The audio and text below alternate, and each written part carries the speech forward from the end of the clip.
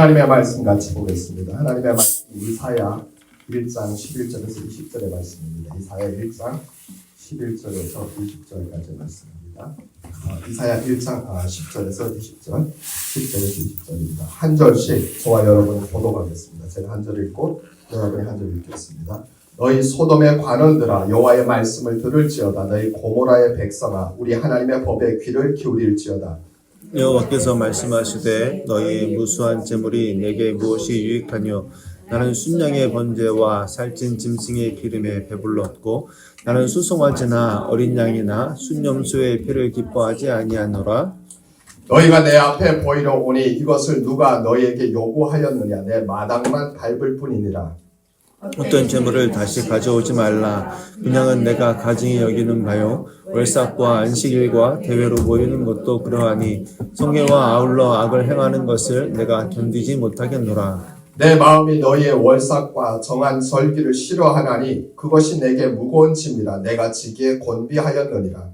너희가 손을 펼 때에 내가 내 눈을 너희에게서 가리고 너희가 많이 기도할지라도 내가 듣지 아니하리니 이는 너희의 손에 피가 가득함이라. 너희는 스스로 씻으며 스스로 깨끗하게 하여 내 목전에서 너희 악한 행실을 버리며 행악을 그치고 선행을 배우며 정의를 구하며 학대받는 자를 도와주며 고아를 위하여 신원하며 과부를 위하여 변호라 하셨느니라. 여호와께서 말씀하시되 오라 우리가 서로 변론하자. 너희의 죄가 주홍 같을지라도 눈같이 휘어질 것이요 진흥같이 붉을지라도 양털같이 휘게 되리라. 너희가 즐겨 순종하면 땅의 아름다운 소산을 먹을 것이요 다같이 읽습니다. 너희가 거절하여 배반하면 칼에 삼켜지리라. 여호와의 말씀입니다.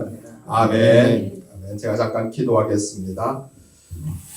한반도와 열방을 통치하시며 오늘도 인류의 역사를 주관하시는 만왕의 왕 하나님 앞에 감사와 영광과 찬양을 올려드립니다. 하나님은 우리의 유일한 예배 대상이십니다. 하나님은 유일한 우리의 창조주이시고 그리고 유일한 우리의 통치자이신 것을 고백합니다. 한반도 한민족도 하나님의 것이요 하나님의 기르시는 양인 것을 고백합니다. 아니 열방의 모든 족속이 하나님의 것이고 하나님의 나라와 하나님의 영광과 하나님의 찬송을 위하여 지음받았음을 우리가 믿음으로 고백하며 하나님 다시 한번 오늘도 한반도 한민족을 대표하여 하나님 앞에 감사와 영광을 올려드립니다. 아버지 하나님 오늘도 이 시대 가운데 하나님 파수꾼으로 제사장으로 서서 하나님이 한반도 한민족 가운데 대한민국 가운데 북한 땅 가운데 하나님의 진노가 쏟아지지 아니하도록 하나님 우리가 온전히 막아서서 무너진 곳에 하나님 영적인 수축을 행하는 믿음의 사람들 하나님의 종들이 되기를 소망합니다. 아버지 하나님 우리의 기도가 이 나라와 이 민족을 살리게 하여 주옵소서. 우리의 기도가 이 나라와 이 민족 가운데 하나님이 가증히 여기시는 죄악들을 걷어내고 이 땅을 고치고 이 땅을 다시 한번 하나님의 나라로 세워가는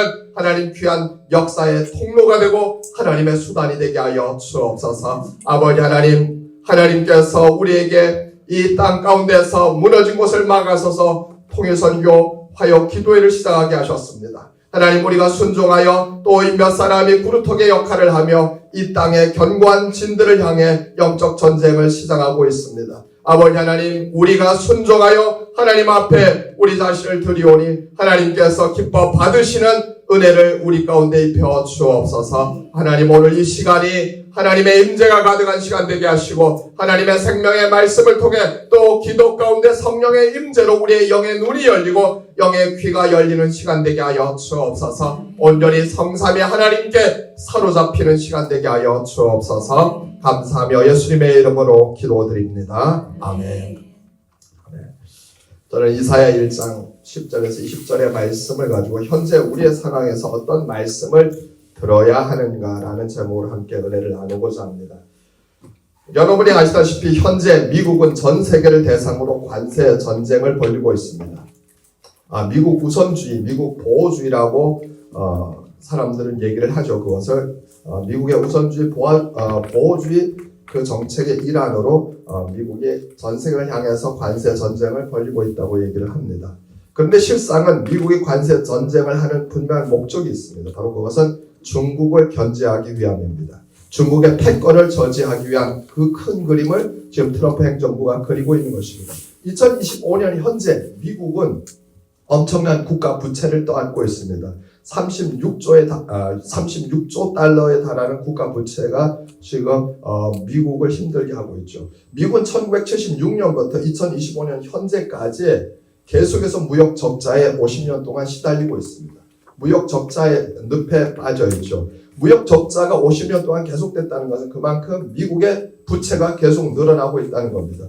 36조 달러. 그래서 미국은 현재 매일 30억 달러의 부채 이자를 계속해서 내고 있어요. 그러니까 미국이 엄청난 지금 빚더미에 올라앉아 있는 것이죠. 또 오바마 행정부 8년, 바이든 행정부 4년 동안 민주당이 미국을 지배하면서 엄청나게 연방 정부를 몸집을 늘리면서 방만하게 운영을 하다 보니까 연방 정부 재정 적자도 2조 달러가 넘습니다. 그러니까 지금 정부도 2조 달러가 넘는 빚더미에 앉아 있고 미국 연방 전체도 지금 36조 달러라고 하는 빚더미에 앉아 있는 것이죠. 그런데 그와 반대로 중국은 미국을 상대로 매년마다 미국을 상대로 무역 흑자를 내고 있습니다. 매년마다 3천억 달러라고 하는 무역 흑자를 내고 미국에서 중국은 3년에 한 번씩 1조 달러를 걷어갑니다. 그러니까 매년마다 3천억씩 벌어들이는 3천억 달러씩.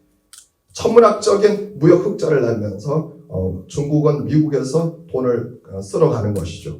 그 돈을 가지고 중국은 전 세계를 향해서 1대1로라고 하는 중국의 경제력을 앞세워서 세계를 중국의 손아귀에 넣는 강력한 지금 중국은 이 세계화 전략들을 펼치고 있습니다.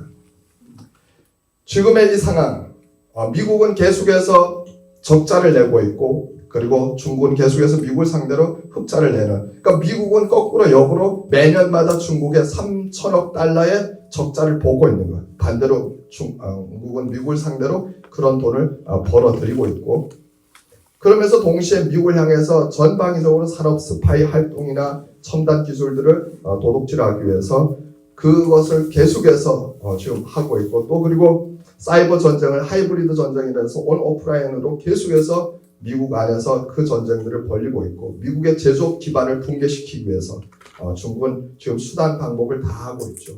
그러니까 미국의 제조업 기반들이 다 붕괴가 되어진 겁니다.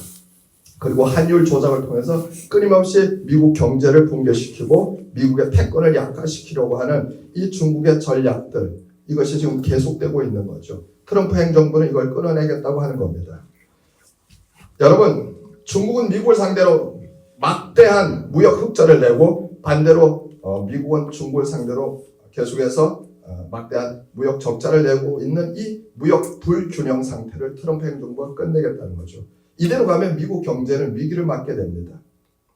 중국의 기업들은 이 미국의 또 무역 제재를 피해서 동남아 혹은 남미에 또 공장들을 옮기고 중국 공산당이 아주 전폭적으로 지원을 해서 중국의 또 제조업들이 남미와 동남아로 공장을 옮겨서 메이드 인 차이나를 또 바꿔갖고 메이드 인 베트남, 메이드 인 캄보디아 이렇게 해서 또 생산지를 속여가지고 미국 시장에 계속해서 진출합니다. 여러분이 아시다시피 온라인에 보면 테무라든가 알리익스프레스 이게 다 무엇이냐면 저가 상품으로 어마어마하게 여러분 대한민국의 제조 기반도 거의 다 지금 무너지고 있어요.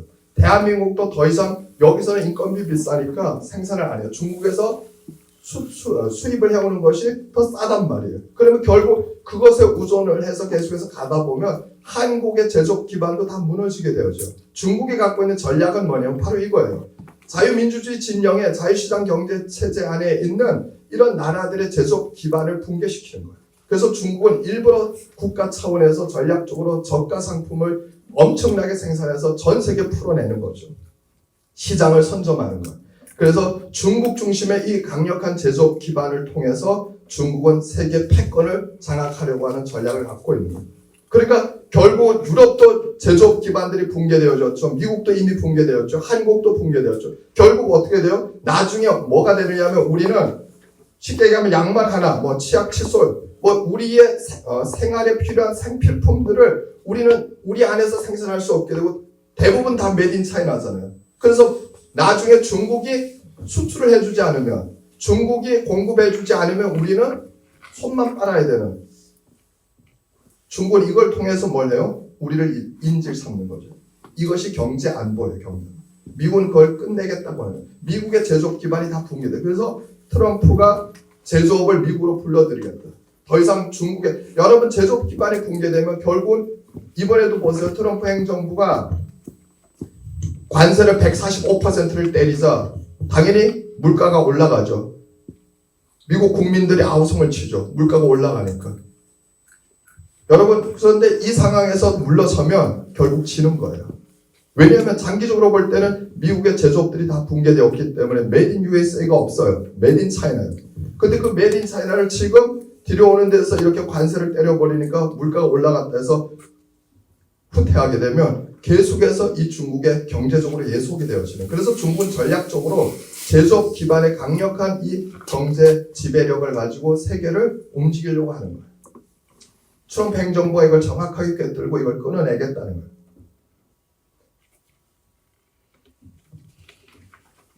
트럼프 행정부의 이 전방위적인 관세 정책은 중국의 1대1로를 통해서 확대되는 중국 공산당의 경제 지배력을 약화시키거나 저지시키기 위함이에요.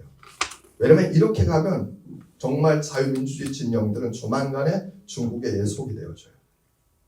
중국은 그걸 의도하는 거예요. 중국 중심의 세계 질서와 규범을 다시 재편을 하는 데서 바로 이 제조업 기반을 사용하는 것이죠. 그래서 중국은 일부러 처음에 손해보더라도 테무나 이런 알리익스프레스를 앞세워갖고 세계 시장을 선점하는 거예요. 그러면 거기에 길들여지면 더 이상 뭐예요? 사람들은 한국에서 생산하는 것보다 훨씬 퀄리티는 좋은데 가격은 싸다 그러면 그걸 사게 되는 거예요. 그러면 점점 한국에 있는 제조업들은 사라지게 되는 거죠. 미국에 있는 제조업. 이것이 중국이 갖고 있는 전략입니다. 그러면 중국은 자기들 마음대로 세상을 움직일 수가 있어요. 주무를 수가 있어요. 바로 그것을 미국은 끊어내려고 이 관세 전쟁을 벌이고 있는 겁니다. 미국이 이걸 방치하면 여러분 우리는 전혀 다른 세상을 살게 되어집니다. 지금 중국의 1대1로에 가입한 나라가 2025년 현재 152개국입니다. 그리고 중국의 이 강력한 경제력을 앞세워서 국제기구에 진출해서 영향력을 미치는 그런 세계기구만 해도 국제기구만 해도 32개가 넘어요. 계속해서 중국은 지금 중국 공산당이라고 하는 자기들의 그 독재 권위주의 체제 중심의 세계 질서를 재편하려고 수단 방법을 다 하고 있는 것이죠. 현재 상황, 즉 이렇게 계속해서 제조업 기반으로 강력한 경제 지배력을 확산하고 있는 중국을 저지할 수 있는 마지막 마지노선인지도 몰라요. 트럼프 행정부는 이 4년 동안 자기 임기 4년 동안 이걸 저지하지 못하면 더 이상은 어렵다고 판단을 하고 실제로 좀 마지노선에 와 있다는 겁니다. 현 상황을 그대로 방치하면 중국의 경제 안보적 불기와 그들의 야욕, 패권주의 야욕을 더 이상 저지할 수 없게 되었습니다. 한국도 미국도 결국은 자유민주주의 모든 진영들이 중국 안에 예속이 되어지는 상황이 일어나는 거죠. 그래서 여러분 지금 한국도 이미 수출로 먹고 사는 나라에서 대한민국에서조차도 뭐예요? 중국하고의 관계가 약화되어지면 경제가 타격을 입는다고 아우성이란 말이에요. 그런데 눈앞에 있는 것만 보고 미래를 못 보는 거예요. 근시안적인 사고를 가지고 지금 눈앞에 중국에 예속되고 있는 이 상황들을 그냥 방치하고 지금 우리가 먹고 사는 데서 중국이 필요하니까 그대로 우리가 가야 된다. 그러면 결국 나중에는 우리는 중국에 휘둘리게 되고 중국이 우리를 좌우지하는 그런 상황이 올 수밖에 없는 거죠. 트럼프 대통령은 절대 미치광이가 아니에요. 한국의 대부분의 언론이 제가 한국에 나와서 뉴스를 접하면서 이 관세 전쟁에 대해서 아주 부정적으로 언급을 해요. 중국의 입장을 대변하거나 혹은 중국을 피해자로 미국은 가해자인 것처럼 그렇게 묘사하기도 해요. 미국이 전 세계를 상대로 깡패짓을 하는 것처럼 그렇게 언급하기도 해요. 여러분, 미국의 지금 트럼프 행정부는 깡패짓 하는 게 아니에요. 잘못된 이 무역 관행과 이 잘못된 지금의 상황들을 바로잡겠다는 거예요. 미국이 하고자 하는 건 중국이 제조업 기반으로 이렇게 세계 자유민주주의 진영들을 지배하고 세계 질서를 재편하려고 하는 것들을 막겠다는 거예요. 그러다 보니까 당연히 거기에서 부작용이 일어나는 거예요. 왜? 계속해서 이렇게 왔는데 그걸 갑자기 바꾸려고 하니까. 여러분, 잘못된 것이 계속 오다 보면 그것이 정상인 줄로 착각하게 되죠. 사람들은. 잘못된 것이 계속 오다 보면 그 관성에 의해서 사람들은 이것이 정상적인 것인 줄로 착각한다. 아니야, 지금이 정상적인 상황이 아니란 말이에요. 지금은 비정상적인 상황인데 그 비정상적인 상황을 바꾸려고 하니까 충돌이 일어나는 거예요. 부작용이. 왜냐면 지금까지 그렇게 해왔는데 왜 갑자기 이걸 바꾸려고? 지금까지 해온 것이 지금 정상적인 게 아니라니까. 중국의 이 강력한 제조업 기반의 경제 지배력을 우리가 당연시 받아들이는 게 정상적인 게 아니란 말이에요. 이게. 미국의 제조업이 붕괴되어지고 한국의 제조업이 붕괴되어져서 메이드 인 차이나가 세계 경제를 지배하는 게 정상적인 게 아니라는 거예요. 각 나라마다 제조업 기반들을 다시 부활시켜서 중국의 경제 지배력에서 우리가 휘둘리지 않도록 그렇게 하는 것이 이것이 경제 안보예요. 경제 안보. 미국의 현 상황도 정상적인 상태가 아니라는 거죠. 현재 이 무역 관행 또한도 정상적인 상태. 아니 중국은 미국을 상대로 매년마다 3천억 달러를 벌어들여 가는데 반대로 중국의 미국은 대중무역에 매년 3천억 적자를 낸다. 이게 정상이 아니라고 지금 트럼프 행정부가 얘기하는 거예요. 그래서 정상적으로 지금 되돌리려고 하니까 당연히 거기에서 여러 가지 충돌들이 일어나는 거예요. 왜냐면 오랫동안 그렇게 해왔던 것들을 바꾸려고 하니까 결국 미국 국민들도 지금 당장 인플레이션이 발생하니까 물가가 올라가니까 아우성을 치는 거예요. 근데 여러분 이걸 트럼프 행정부는 좀 견뎌라. 이걸 넘어서면 우리가 반드시 이긴다. 제조업이 부활되고 우리는 그렇게 경제 르네상스 시대를 맞을 수 있다. 충분히 트럼프 행정부가 하는 대로 하면 1년만 견디면 새로운 경제 르네상스 시대를, 제조업 르네상스 시대를 미국은 맞이하게 돼요. 중국에 가 있는 미국 기업들을 다 불러들이겠다는 것이고, 그래서 제조업을 부활시켜서 이제는 전 세계 경제를 정상적인 상황으로 돌리겠다. 미국 경제뿐만 아니라. 여러분 중국은 전 세계를 대상으로 무역으로 폭리를 엄청나게 취하고 있어요. 자유민주주의 국가의 제조업들은 이미 다 중국으로 인해서 붕괴되어졌어요. 유럽도 여러분 뭐 제가 명품을 잘 모르지만 루비통부터 구찌부터 다 어디서 생산해요? 중국에서 생산해요. 중국. 모든 대부분의 것들 다 중국에서. 전기차, 배터리 다 중국. 여러분 나중 되어지면 중국이 세계를 그냥 주물러요. 이 제조업이 붕괴되면 우리는 지금까지 경험해보지 못했던 중국 중심의 세계에서 살게 되는 거예요. 중국 공산당 중심의 세계에서.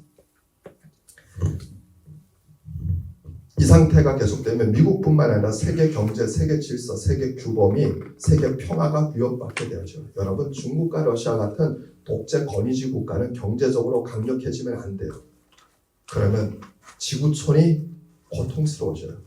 1980년대, 90년대 소비에트 연방이 붕괴되어지고 냉전 체제가 끝나면서 그 당시에 중국도 개혁 개방을 했어요. 그때는 80년대, 90년대는 중국과 러시아가 다 경제가 그렇게 지금처럼 강력하지 않았어요. 그러니까 그때는 순한 양처럼 가만히 있었어요. 여러분 중국과 러시아 같은 이런 독재 권위주의 국가들은 경제력이 강화되면 안 돼요. 그냥 후진국이나 그리고 중진국 정도에 머물러 있어야지 이렇게 세계 경제를 주무를 만한 상황으로 오면 지구촌이 너무나 고통스러워져요. 여러분 러시아가 2000년대 들어서면서 경제력이 막강해지니까 뭐예요? 우크라이나 전쟁을 일으키기 시작하니까. 제국주의 야망을 다시 부활시키는 거예요. 러시아의 경제력이 약화되어졌다. 그러면 절대로 우크라이나 전쟁을 할 수가 없죠. 근데 러시아 경제력이 강화되니까. 근데 지금 시진핑 정부도 뭐죠? 중국도 경제력을 이 제조업 기반의 막강한 경제력을 등에 업고 대만 무력 통일을 준비하고 있잖아요. 여러분 지금 이 상태로 가면 중국이 대만을 무력으로 통일할까요? 안 할까요? 무력 침공을 할까요? 분명히 한다고요. 분명히.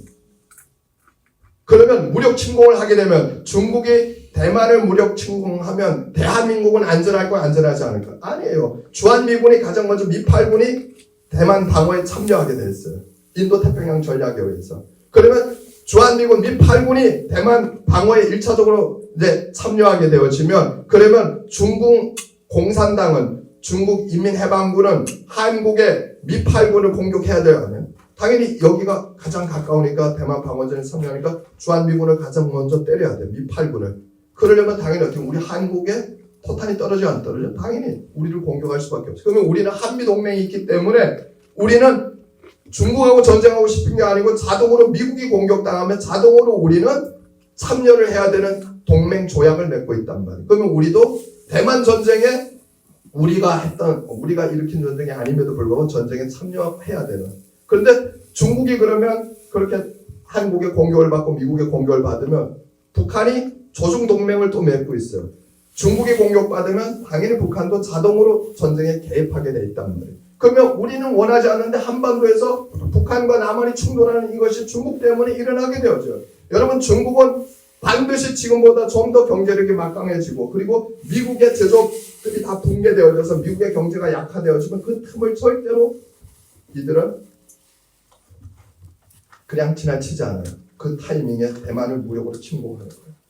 그래서 여러분 미국이 약화되어지고 중국이 강화되어지면 한반도는 풍전등화의 상황에 빠지게 돼요.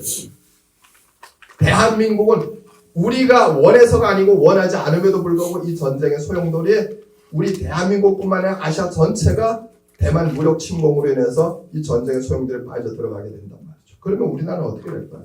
여러분 우리나라 경제, 우리나라 안보, 평화 다 끝나버리는 거예요. 제 얘기가 아니고 실제로 미국의 인도태평양 전략에서 중국이 대만을 침공했을 때 일어나는 시뮬레이션의 내용이에요. 그러니까 우리가 어떤 시대를 살고 있는지, 우리가 어떤 상황에 있는지를 알아야 돼요. 그냥 저 중국이 메드 인 차이나 이렇게 만들어서 젓가루 우리한테 그냥 막 뿌리니까 또 우리는 젓가루 그걸 살 수가 있으니까 좋구나. 이런 무지한 사고를 가지고 있으면 우리는 반드시 큰 코를 다치게 돼 있어요. 우리가 처해 있는 상황이 어떤 상황인지를 냉정하게 알아야 되는 거예요. 미국이 관세 전쟁을 하는 이유가 바로 거기에 있다는 거예요. 그런데 한국의 언론들은 제가 한국에 있으면서 안타까운 건 한국의 뉴스만 보면 미국은 완전히 깡패 나라고 미국은 못 살 나라예요. 미국에 대해서 다 부정적인 뉴스만 하지 긍정적인 뉴스를 하는 걸 들어보셨어요? 난 못 들어봤어요. 난 한국에 오면 한국에서 미국과 관련된 뉴스를 보면 미국은 완전히 사람 못 살 나라 같아요. 여러분 미국은 세계 초강대국이고 세계 1위의 선진국이에요.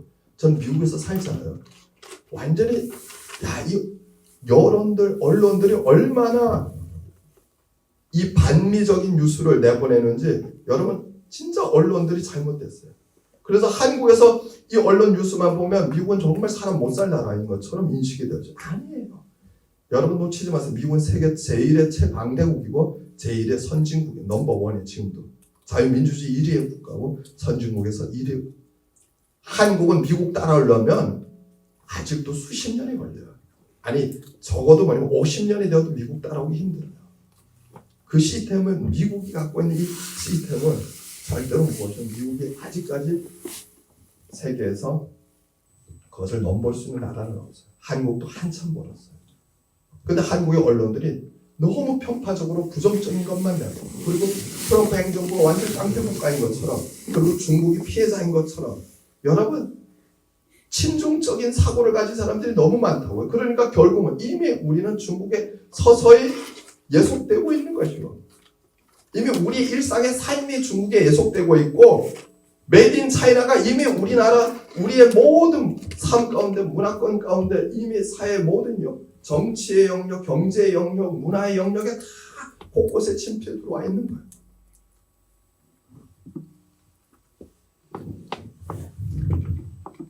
우리가 어떤 시대를 살고 있는지를 여러분은 분명하게 냉정하게 판단할 수 있어야 합니다. 미국의 패권을 뛰어넘어 세계 1위의 강대국이 되겠다고 하는 시진핑의 이 야심은 강력한 제조업을 기반으로 한 중국의 경제에 있습니다.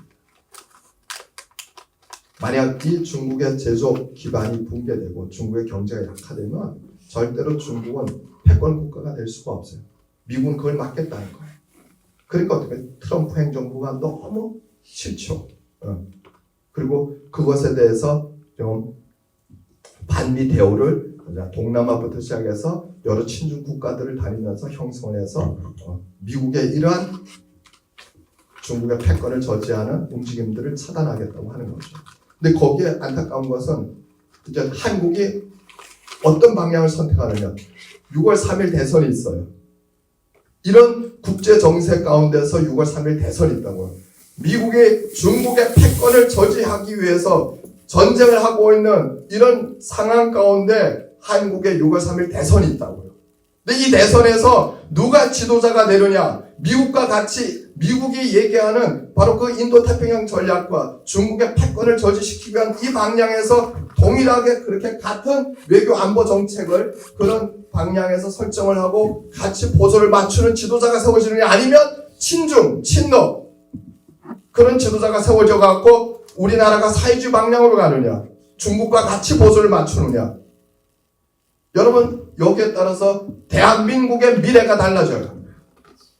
지금 6월 3일 대선은 그냥 우리나라에 국한된 대선이 아니고 이런 국제적 정세 가운데서 일어나고 있는 너무나 중요한 대선이에요.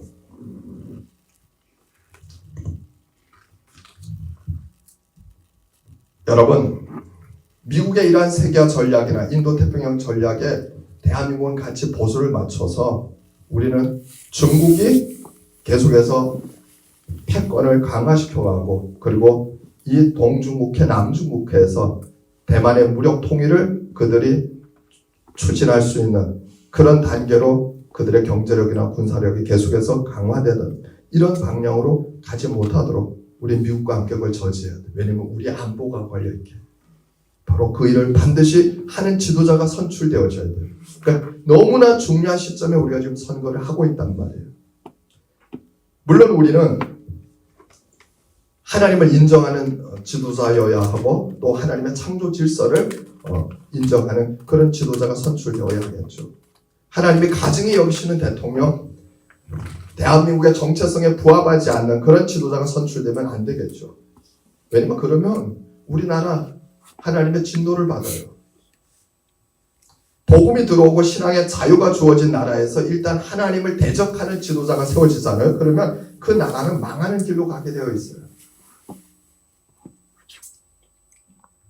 구약 성경에 보면 어떤 지도자가 세워지느냐에 따라서 나라의 운명이 달라져요.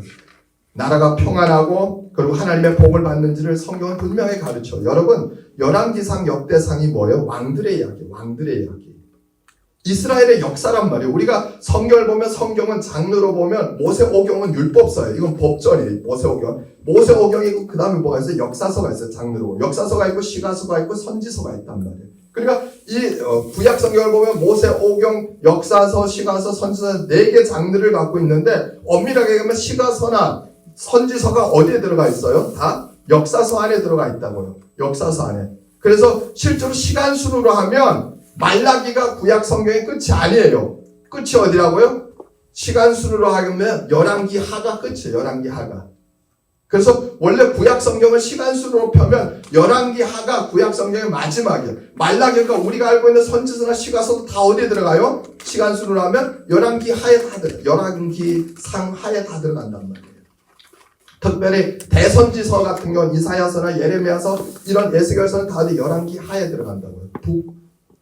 이스라엘과 남유다 분열 왕국 시대 그 선지자들의 활동이었기 때문에 열왕기 하에 다 들어간다고요.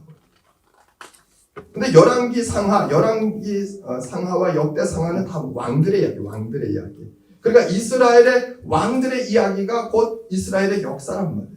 어떤 왕이 세워지느냐에 따라서 이스라엘의 흥망성쇠가 좌우되었다고요.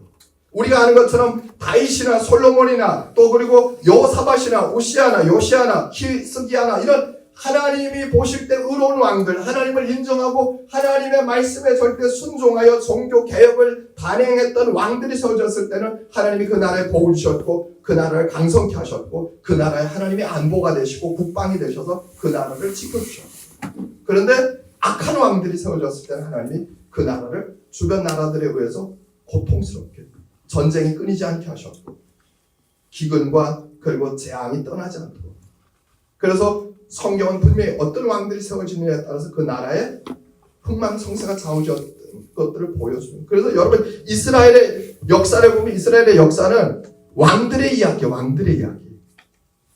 여러분 구약 성경을 잘 보세요. 왕들의. 그 왕들의 이야기 속에 선지자들이 그 왕들이 잘못된 방향으로 나아갈 때 하나님이 선자들을 통해서 하나님의 말씀을 주시는 거예요.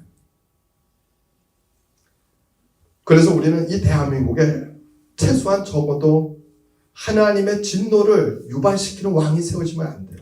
이 상황에서 6월 3일 대선에 적어도 무엇이냐, 하나님의 진노가 대한민국에 쏟아지도록 하는, 하나님을 대적하는 그런 지도자가 세워지면 안 되는 거죠. 최소한 우리는 정말로 하나님을 인정하는 지도자가 세워지기를 기도해야 되고, 그리고 이 땅 가운데 우리가 갖고 있는 자유민주주의 정체성에 부합하고 지속적인 이 자유시장 경제 성장과 그리고 한미동맹과 인도태평양 전략에 같이 보조를 맞추면서 중국 공산당이 세계를 지배하고 독재 권위주의 국가가 세계 질서와 규범을 재편하는데 우리도 편승하는 이런 방향의 외교 안보 정책을 수립하는 사람이 세워지면 안 되는 거예요. 큰일 난단 말이에요. 이런 사람이 세워지면. 대한민국에는 아합 왕과 같은 왕이 세워지면 안 돼요. 아합 왕과 같이 하나님의 저주를 불러오는, 그 아합 왕이 통치했을 때 하나님이 그 땅에 3년 동안 기근이, 비 한 방울 쏟아지지 않게 하셨어요. 기근과 경적 궁핍함으로, 그리고 전쟁이 끊이지 않도록 하나님이 고통스럽게 하셨던 것들을 우리가 보게 되어지죠. 우리가 잘 알잖아요. 저 북한 땅, 북한 김정은이라고 하는 잘못된 지도자가 세워지고 그 나라가 얼마나 하나님의 저주 가운데 있어요. 2,500만이 고통 가운데 있고 그 땅이 엉겅퀴를 내고 기근과 경적인 궁핍이 떠나지 않잖아요. 여러분, 지도자 한 사람이 잘못 세워지면 그렇게 나라가 망하는 거예요. 지도자 한 사람이 잘못 세워지면. 애국가의 가사처럼 하나님이 보호하사, 여러분 그 하나님이 보호하시려면 적어도 우리는 하나님의 마음에 합한 지도자, 적어도 최소한 하나님을 대적하는 지도자는 세워지면 안 된다는 거예요. 하나님이 보호하사, 하나님이 보호하시려면 적어도 하나님을 인정하는 자가 세워져야 된다는 거죠. 하나님이 우리에게 주신 이 성경 말씀, 이 특별 계신 성경 말씀은 인간의 모든 상황에 대한 영적 원리를 제시해요. 그러니까 성경 말씀이 비추지 않는 영역은 존재하지 않아요. 정치, 경제, 문화 모든 영역에 하나님의 말씀은 영적 원리를, 그리고 하나님의 절대적 진리의 기준을 제시하고 있어요.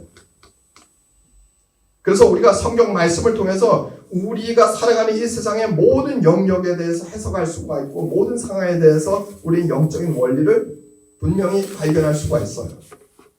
믿는 자들의 역할은 무엇이냐면 하나님의 말씀이 지금 우리의 상황 가운데서 하나님의 말씀이 우리에게 어떤 영적인 원리를 제시하는지를 우리가 찾아가야 돼요.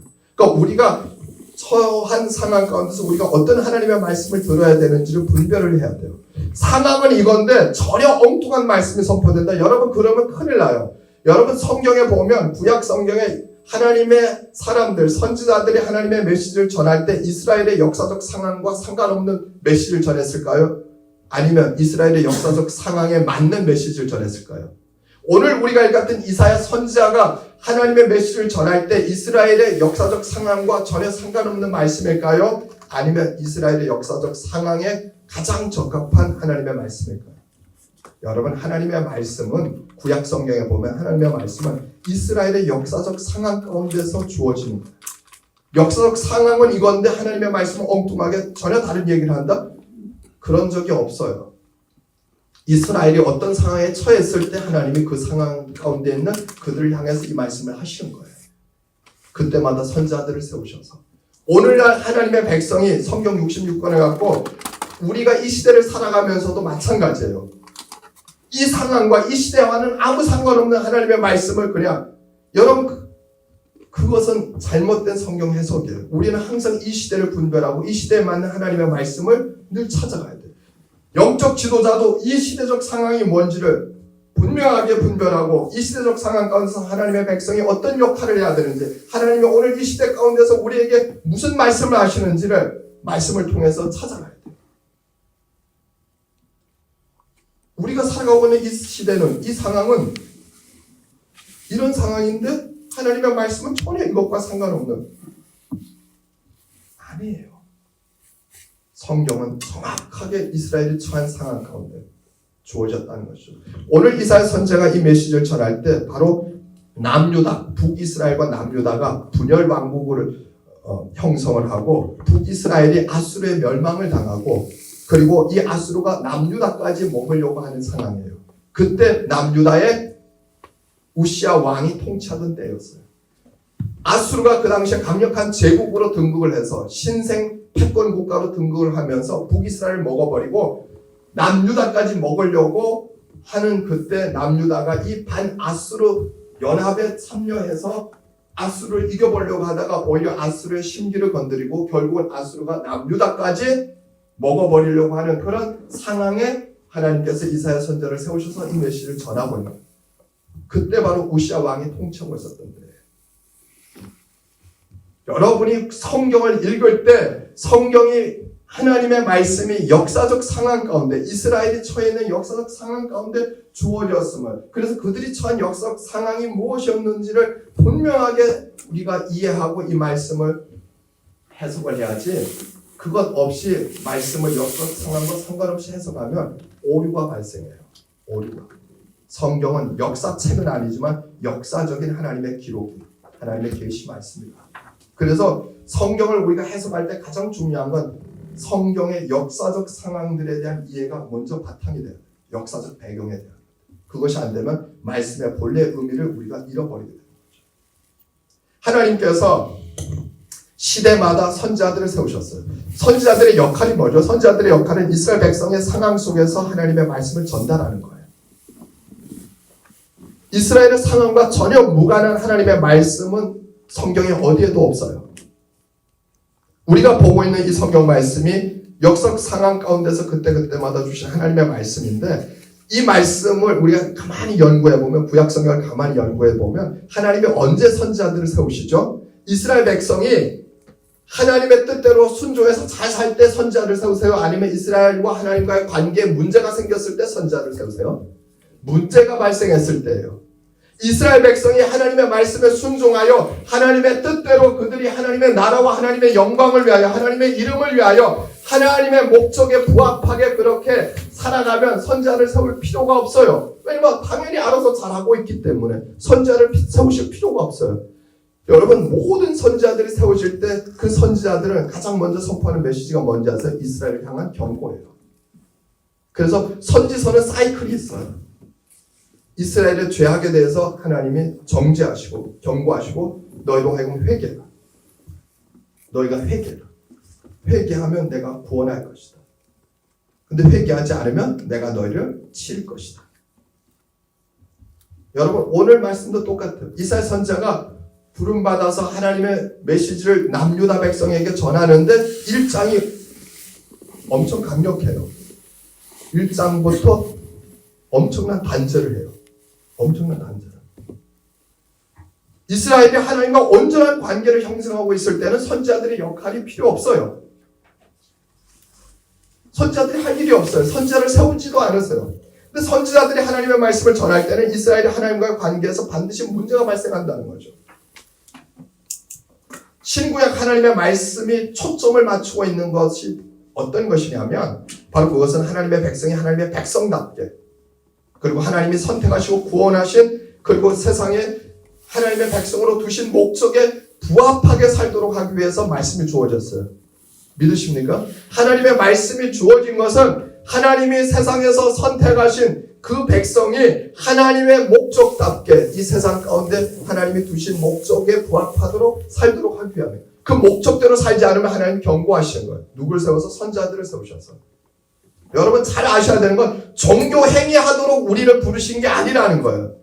종교 행위. 오늘 이사야 선지자에게 하시는 말씀은 이스라엘의 종교 행위를 향해서 엄청나게 단죄를 하세요. 정죄하세요. 종교 행위를 하는 게 아니고 우리의 역할을 제대로 하고 있느냐. 세상 가운데서 하나님의 백성으로서의 역할을 제대로 하고 있느냐. 거기에 문제가 생기면 하나님이 선지자들을 세우셔서 경고하시는 거예요. 너희들이 지금 역할을 제대로 못하고 있다. 그 역할을 제대로 하면 하나님은 굳이 선지자를 세워서 경고의 말씀을 계속해서 하실 필요가 없다는 겁니다. 모세를 통해서 시내산에서 하나님이 율법을 주시면서 이스라엘 백성이 가나안 땅에 들어가서 무엇을 해야 되는지에 대해서 구체적으로 가이드를 해주셨어요. 이스라엘 백성이 율법대로 모세 오경대로 가나안 땅에 들어가서 아브라함이 하나님과 언약을 맺을 때 주셨던 것처럼 내가 정말로 이 여호와의 구원을 열방 가운데 모든 족속에게 흘러보내는 복의 근원으로 구원의 근원으로 그렇게 역할을 제대로 이스라엘이 열국 가운데 하나님이 하나님 되심을 하나님이 창조 되심을 이스라엘의 야훼 하나님이 이스라엘의 하나님만이 아니라 열국의 하나님이신 것을 그들이 드러내면서 온전히 그 역할을 하면 하나님은 이스라엘을 버리시거나 이스라엘을 쪼개시거나 이스라엘을 심판하실 이유가 없어요. 격려만 하시고 복만 주시면 돼요. 그래서 여러분이 아셔야 되는 것은 축복의 말씀을 듣기를 사모하지 마세요. 우리가 하나님의 백성답게 세상 가운데 하나님이 우리를 두신 목적에 부합하게 우리가 믿음으로 온전히 우리의 영적 역할을 제대로 하면 하나님 우리에게 복을 주시는 건 당연해요. 그건 구하지 않아도 돼요. 그건 당연한 은혜예요. 그런데 문제는 우리가 우리의 영적인 역할을 제대로 하지 않음으로 인해서 하나님이 우리에게 경고 사인을 보내시는 걸 우리가 오히려 더 영적으로 귀를 열어서 주목해요. 우리는 하나님의 경고의 메시지를 듣는데 더 귀를 기울여야 돼요. 축복의 메시지를 들으려고 다니지 마세요. 그것은 우리가 이 땅에서 하나님이 세상에 믿는 자로서 구원받은 자로서 두신 목적에 부합하도록 우리의 영적인 역할을 이 땅에서 성실하게 그렇게 해가면 당연하게 주어지는 은혜예요. 그걸 쫓아갈 필요가 없어요. 목사들은 또 축복의 메시지를 전할 필요도 없어요. 아니 이미 우리가 믿음으로 하나님의 백성답게 세상 가운데서 우리의 역할을 제대로 하면 하나님이 당연히 복을 주시는데 그건 이미 하나님이 약속하시면 그걸 들으려고 그걸 선포하려고 할 필요가 없어요. 우리는 항상 이 시대 가운데 우리가 하나님의 백성답게 제대로 제 역할을 하고 있는지 하나님이 경고 사인을 보내는 이것을 들을 수 있는 영의 귀가 열려 있어요. 그걸 들으려고 우리는 우리의 귀를 우리의 촉각을 쏘아야 됩니다.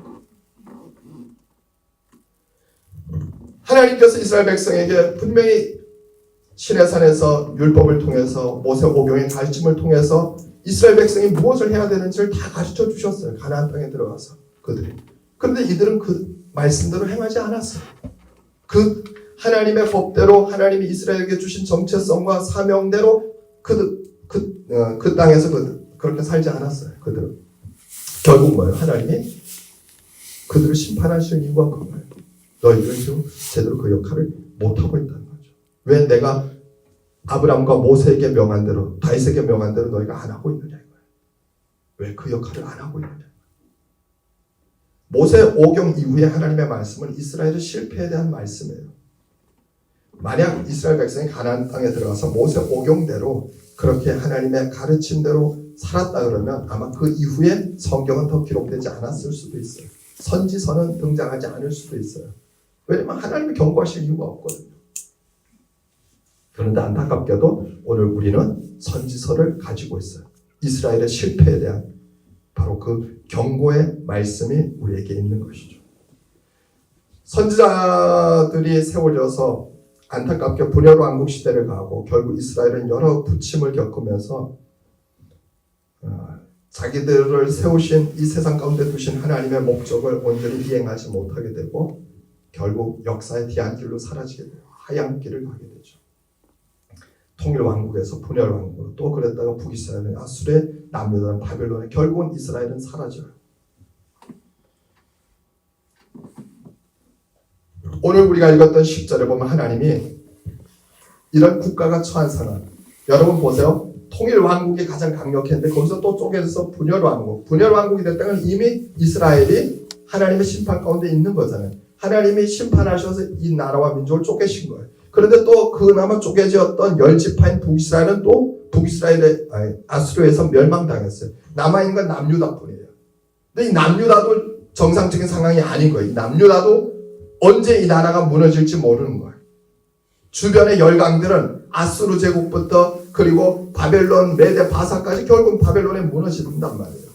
계속해서 주변의 나라들이 호시탐탐 노려요. 그런데 남유다는 풍전등화의 상황에 있는 속에서 하나님이 선지자들을 세우시는 여러분 이사야 선지자, 예레미야 선지자가 다 어디의 선지자예요? 남유다의 선지자예요. 남유다만 남은 거예요. 지금 이사야 선지자. 그러니까 남유다에 하나님 세우셔서 너희 정신 차려 너희도 사라진다. 이거예요.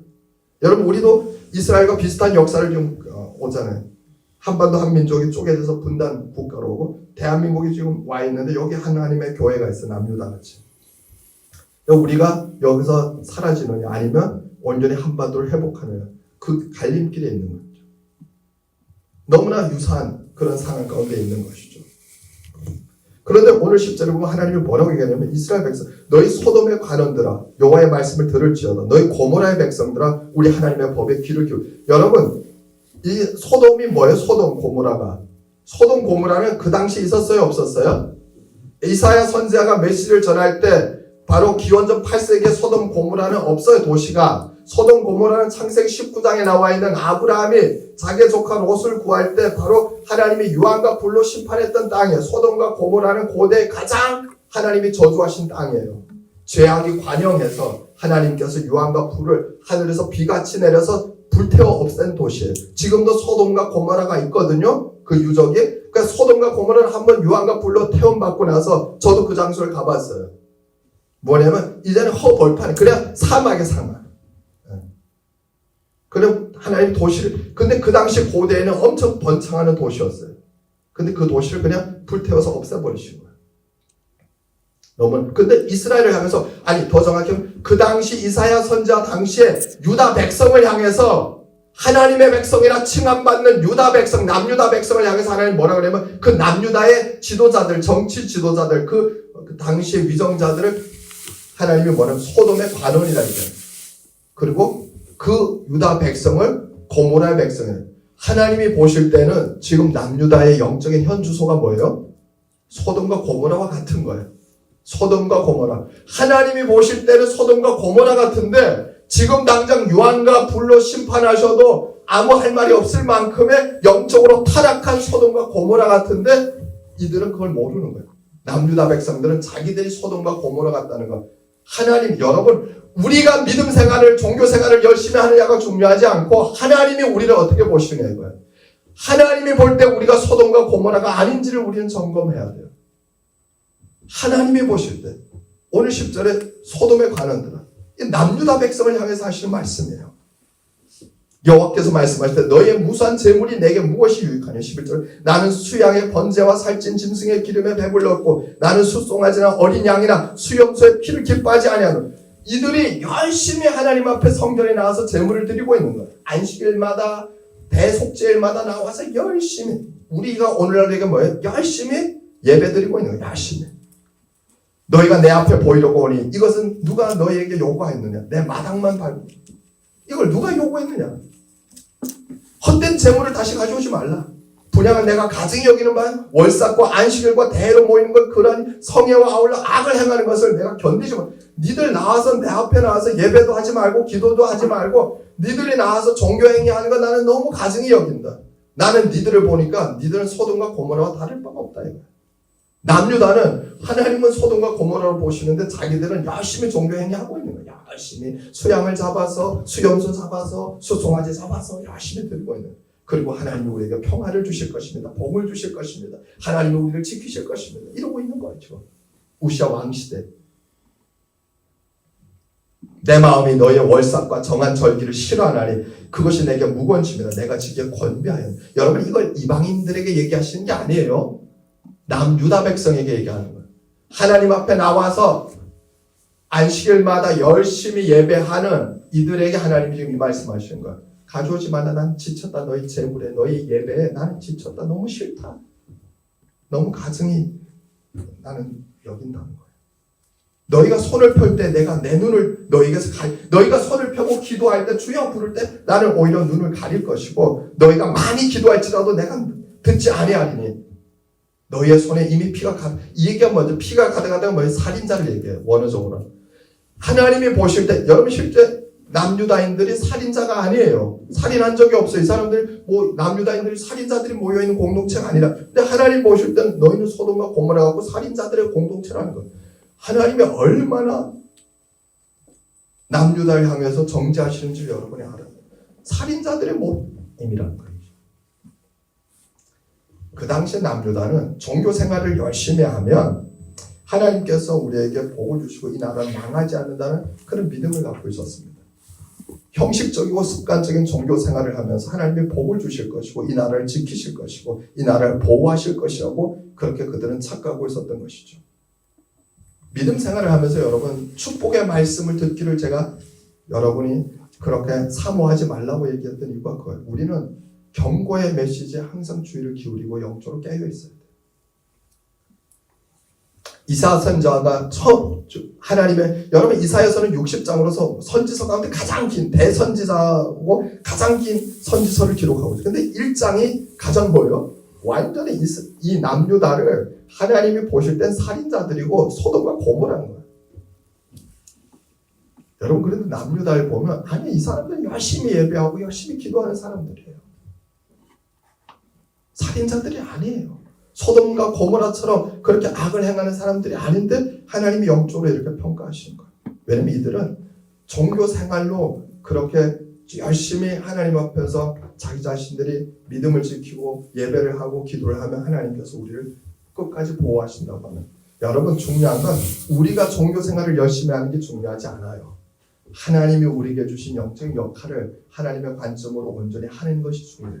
결국은 하나님이 우리를 어떻게 보시냐가 중요한 거예요. 내가 종교 생활을 열심히 하는 게 중요한 게 아니고 하나님이 나를 어떻게 평가하시냐가 중요해요. 나는 과연 하나님이 주신 미션, 사명을 가지고 이 땅에서 하나님의 백성답게 하나님의 사람답게 제대로 내 영적인 역할을 하느냐. 여러분 이것은 예배보다 더 중요해요. 그래서 하나님이 예배 중요하지 않다. 여러분 성경에 보면 예수님 그러시잖아요. 안식일에 손 마른 자를 고치고 38년 된 병자를 베데스다 연못에서 고치죠. 안식일에 유대인들 바리새인들이 나와서 예수님을 정죄하고 죽이려고 해요. 안식일에 일들을 했다. 예수님이 뭐라고 그러세요? 안식일에 사람을 고치는 것이 사람을 살리는 것이 안식 지키는 것보다 더 중요하다. 안식일을 위하여 사람이 있는 게 아니고 사람을 위하여 안식일이 있는 것이다. 내가 안식일의 주인이다. 유대인들은 안식일이 뭐예요? 그들은 종교 행위하는 날 성전에서 아무 일도 안 하고 예배하고 기도하고 찬양만 해야 되는 거예요. 그런데 주님은 그보다 더 중요한 건 사람 살리는 일이고 하나님의 일을 하는 게 더 중요하다. 종교 행위하는 것보다. 여러분 성경이 무엇을 얘기하는지 알아요. 하나님이 우리에게 뭘 가르치시는지를 오늘날 우리는 종교 행위하는 걸 자꾸 강조해요. 아니에요. 그보다 더 중요한 건 우리가 이 땅에서 어떻게 하나님의 백성으로서 우리의 영적인 역할을 제대로 이 땅을 하나님의 나라로 만들어가기 위해서 하나님의 백성답게 하나님의 통치를 해보기 위하여 우리의 영적인 미션을 제대로 수행하고 있느냐를 항상 점검해야 돼요. 그렇게 하지 않으면 하나님은 우리를 소돔과 고모라 백성이라 너희는 살인하는 사람 그렇게 하나님 평가하시나요? 남유다 백성들은 습관적이고 형식적인 종교 생활로 일관했던 사람들입니다. 자신들이 성전에서 열심히 제물을 드리고 하루 3번 이상 열심히 기도하면 하나님이 절대로 우리를 망하게 하시지 않는다. 우리의 자녀에게 복을 주시고 우리의 기업에 복을 주시고 그리고 우리의 삶에 복을 주시고 건강의 축복, 성공의 축복, 자녀 잘됨의 축복 하나님께서 주신다고 하는 예배와 기도의 본질은 중요하지 않았습니다. 행위가 중요했습니다. 하루 몇 번 기도하느냐가 중요했고 무슨 제물을 드리느냐가 중요했지 안식일을 지키느냐 안 지키느냐가 중요했지 안식일의 본질은 중요하지 않았습니다. 예배의 본질은 기도의 본질은 중요하지 않았어요. 종교 행위 자체가 중요했던 거예요. 그것이 남유다 백성들이 하나님의 심판을 받을 수밖에 없는. 그래서 놀라운 건 여러분 이 메시지를 딱 전하는데 놀라운 건 감사하게도 이사야 선지자가 이 메시지를 딱 전했을 때 그 당시에 남유다에는 위대한 왕이 있었어요. 바로 이 우시야 왕이라고 하는 위대한 왕이 바로 즉각적으로 이사야 선지자의 그 경고의 메시지를 듣고 하나님 앞에 모든 국민들에게 회개를 하도록 그리고 강력한 회개 운동을 전개하면서 뭘 하냐면 종교 개혁을 단행해요. 그리고 하나님이 가증히 여기시는 모든 것들을 끊어내고 종교 행위를 다 끊어내고 그들은 하나님께서 이스라엘 백성을 만드셨던 그 목적에 부합하도록 다시 한번 율법으로 돌아가서 모세오경에 가르친 대로 우리가 이 가나안 땅에서 약속의 땅에서 무엇을 해야 되는지 이스라엘 백성에게 가르치고 그러면서 뭐예요? 완전히 국가를 다시 재건을 하는 일들을 우시야 왕이 하나님이 이것을 너무 흡족히 받으셔서 우시야 왕이 통치하는 동안 나라를 가장 강력하게 부강하게 만들었어요. 아니 아수르에 의해서 멸망 직전에 있던 나라가 아수르와 싸워서 이겨요. 전쟁을 해서. 말이 안 돼서 아수르는 제국인데 보잘것없는 약소국가였던 남유다 아수르에 먹힐 뻔한 그런 남유다를 하나님께서 이기게 하시는 거예요. 우시야 왕. 그리고 주변 나라들을 정복하게 하시고 이집트까지 그 국가의 영향력을 미쳐서 가장 강력한 국가로 갑자기 하나님이 역사를 바꾸세요. 그런데 안타까운 건 우시야 왕이 말년에 이걸 내가 다 했다. 자기에게 영광 돌리는 순간 하나님이 문둥병이 걸려서 나병이 걸려서 죽을 때까지 그 나병 때문에 그가 회개하게 되는데 하나님이 고쳐주시진 않아요. 그것으로 그를 계속해서 낮추시는 것들을 우리는 성경을 통해서 보게 되죠. 여러분,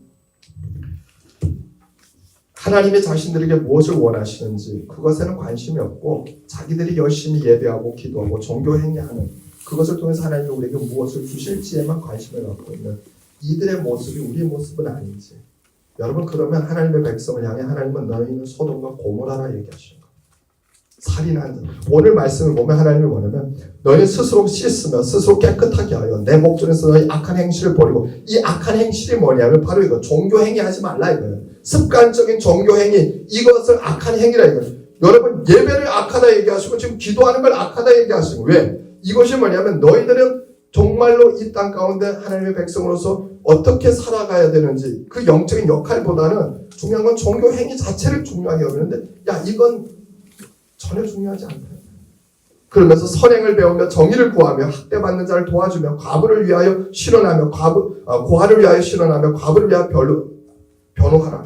이 말씀은 뭐냐면 선행을 행하라는 의미가 아니에요. 이것은 그걸 넘어서서 뭐냐면 너희들은 실천적인 행동으로 하나님의 백성답게, 가나안의 다른 지역에 다른 나라에 있는 이들은 하나님의 백성과 구분되어지는 부분이 없었다는 거예요.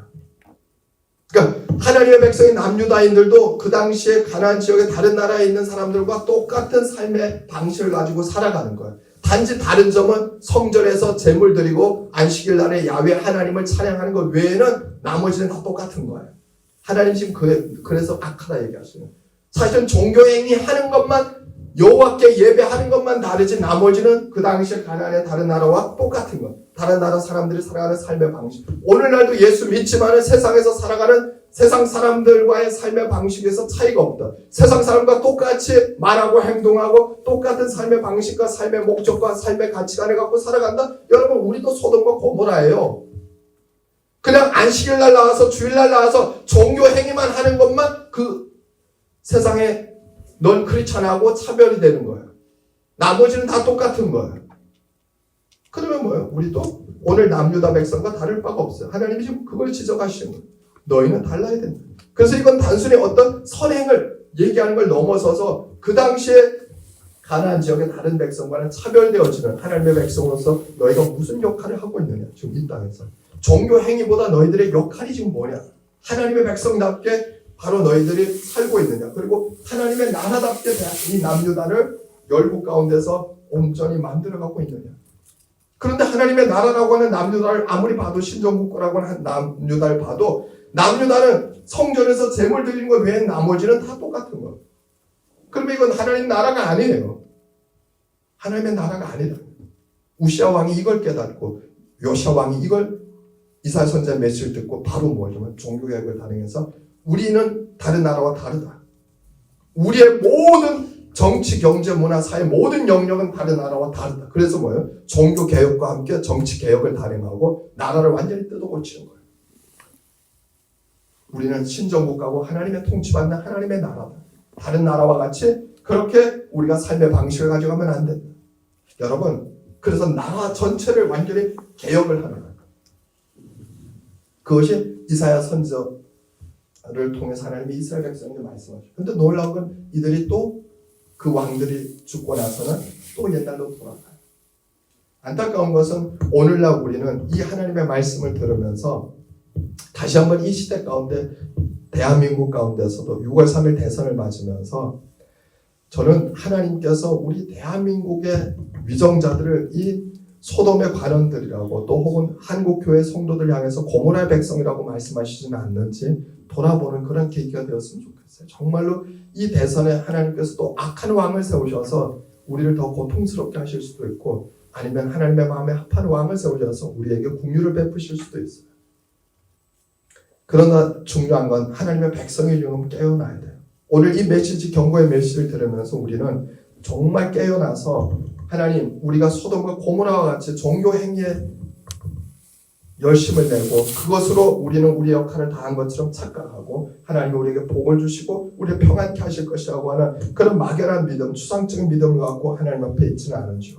여러분, 우리의 종교 행위가 아니라 우리가 이 땅에서 하나님의 백성답게 대한민국을 하나님의 나라로 세워가기 위해서 한반도 한민족을 하나님의 나라와 하나님의 민족으로 만들기 위해서 뭘 하고 있느냐를 하나님이 지금 물으시는 거예요. 대한민국이 중국과 러시아와 그리고 주변 나라들과 뭐가 다른지, 뭐가 다르도록 하나님께서 북한과 뭐가 다르도록 그렇게 이 한국교회 성도들이 이 나라를 하나님의 나라로 만들기 위해서 그렇게 역할을 하고 있는지 하나님이 그걸 좀 보고 계시는 거예요. 여러분, 세상에 대한민국의 예수님을 믿지 않는 국민들과 우리의 다른 점이라고 하는 건 그냥 우리가 안식일에 나와서 주일날 나와서 예배하고 기도하고 찬양하는 거 그것만 차이가 있고 나머지는 이들이 갖고 있는 정책 안목이나 이들이 갖고 있는 세상에서 그들의 가치관이나 삶의 방식이나 양태들이 똑같다. 그러면 우리도 소돔과 고모라의 백성이라 하나님 오늘 이 시대 가운데 그렇게 우리에게 말씀하시는 거예요.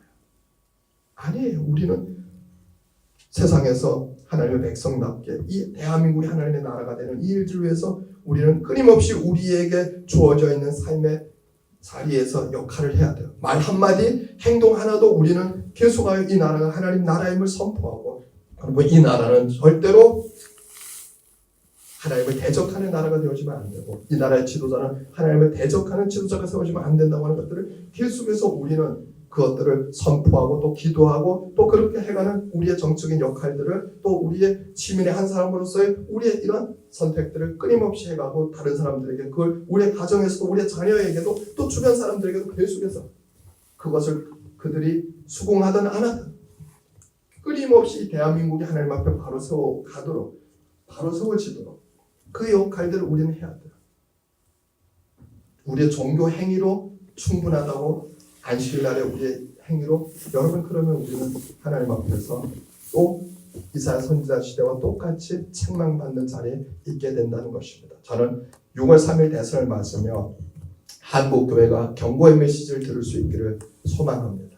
축복의 메시지가 아니고 경고의 메시지를 듣고 한국교회가 깨어나서 종교적인 이 형식적인 습관적인 모습들을 벗어버리고 하나님 관점에서 대한민국을 하나님의 나라로 세워가기 위해서 각자에게 주어져 있는 영적인 역할들을 최선을 다해서 기도하며 감당할 수 있기를 바랍니다. 한 사람 한 사람이 그 역할들을 감당하면 그 한 사람 한 사람이 모여서 대한민국을 바꿀 수가 있어요. 그리고 그런 지도자를 세우는 데서 우리가 여러분 충분히 우리의 역할을 할 수 있어요. 그런데 교회가 사분오열되어지고 교회 각자 자기들의 소견에 좋은 대로 또 세상에 믿지 않는 자들과 똑같은 정책 안목과 또 그런 세상의 그런 방식들을 가지고 여론에 휘말리고 그리고 세상 사람들의 그 논리에 휘말려가지고 자기들의 영적인 역할들을 믿는 자들이 못한다? 그러면 이 나라 엉망진창이 되는 거죠. 우리 역시도 멸망의 자리에 있게 되어지는 것입니다. 저는 오늘 말씀을 통해서 하나님께서 이사야 선지자에게 경고하신 것처럼 우리도 그 경고의 메시지를 들을 수 있는 그런 영적인 귀가 열려있기를 주의 이름으로 축원합니다. 그리고 다른 이들도 계속해서 믿는 자들이 우리와 똑같이 하나님께서 우리에게 경고를 바라고 계신다고 하는 것을 깨닫고 대한민국을 하나님의 통치받는 하나님을 대적하는 나라가 아니고 하나님께서 다스리시는 나라 그리고 대한민국에 나아가서 주변 나라들 계속하여 하나님의 나라가 확장되어져 가는 데서 하나님이 쓰시는 나라가 되도록 하는 그 일들을 위해서 우리가 우리의 주어진 자리에서 내가 뭘 하겠어요? 아니에요. 여러분 한 사람 한 사람이 기도하고 여러분 한 사람 한 사람이 선포하고 하는 이것이 모여서 10사람, 100사람, 1000사람, 10,000사람, 10만, 100만 이 나라가 바뀌어지는 거예요.